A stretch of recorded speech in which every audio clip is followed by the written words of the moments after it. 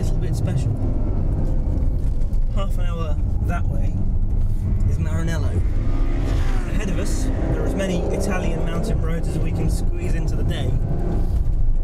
And the reason for our visit is just about the most lusted after, dreamed of, hotly anticipated new supercar of 2012. It is the Ferrari F12 Berlinetta.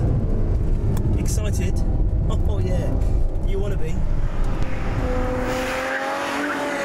But then a new front engine V12 two-seater from Ferrari is something to get very excited about, isn't it? There have been a few memorable ones over the years. 550 Maranello, Daytona, 250 GTO. And the F12 can definitely hold its head high even amongst that sort of company. It represents the absolute state of the supercar art as far as its maker, and by extension the entire supercar making industry is concerned. Oh, and it's also the fastest accelerating and most powerful road car that Ferrari has ever made. Nearly forgot that.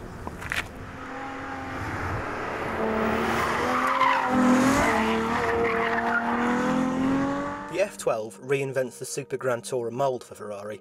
It's about 2 inches shorter than a 599, both overall and between the axles, courtesy of an all-new rear suspension and transaxle gearbox design. A new aluminium space frame from Scaglietti makes it 70 kilograms lighter than a 599, but also 20% more rigid. Lower mounted seats and a lower engine gives it a lower centre of gravity than Ferrari's last two-seater V12 too. It also has a faster steering rack, adaptive dampers, and Maranello's latest electronically controlled differential, traction and stability control systems too. The thing that the F12 shares with every V12 two-seat Ferrari supercar there's been for the last 25 years really is its usability. This car is comfortable enough to use every day. You can drive 500 miles in a day. You just put the dampers into comfort mode, leave the gearbox in automatic. The ride is as good as any performance car that I've driven in the last couple of years. The fact is, there's a little bit more of the 458 about the way this car handles than even the 599. It feels really narrow and compact on the road. It steers really effortlessly. When you put it in sport mode or even race on the Manettino, the car is completely benign, 100% on your side. You can plant your foot flat on the throttle through a tight bend, and the electronics totally help you out. You get nothing but grip and stability all the way to the corner exit. And if you turn everything off, the car's also surprisingly forgiving. When it starts to slide, it certainly slides quickly, but that's because it does everything quickly. And as long as you're quick enough on the steering wheel, it's quite easy to gather everything together. And that's all before we've said a single word about one of the greatest assets of this car, which is the engine. It's every bit as magnificent as you would hope it would be. Partly because it is so responsive, the throttle response is absolutely brilliant, but also because it's so flexible.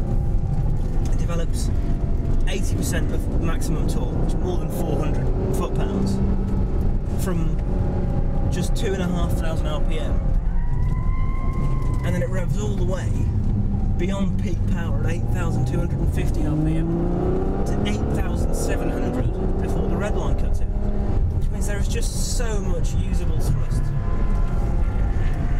and the thing just seems to rev and never ever run out of breath.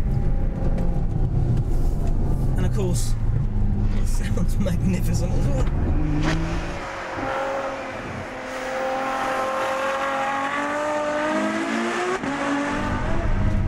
Fast as it is? Very fast indeed. 3.1 seconds to 62, 8.5 seconds to 124 miles an hour, and more than 211 miles an hour flat out. This is going to sound hard to believe, but I think Ferrari's achieved something even more significant with the F12 than it did 2 years ago with the 458. In a way, it doesn't matter that this is Ferrari's most powerful road car. It's got all the performance and the mechanical sophistication and the desirability that you would expect of a V12 Ferrari. On the road, it's brilliant. On the track, where that handling precision and delicacy really come to the fore, it is nothing short of incredible. It is a landmark supercar, and I love it.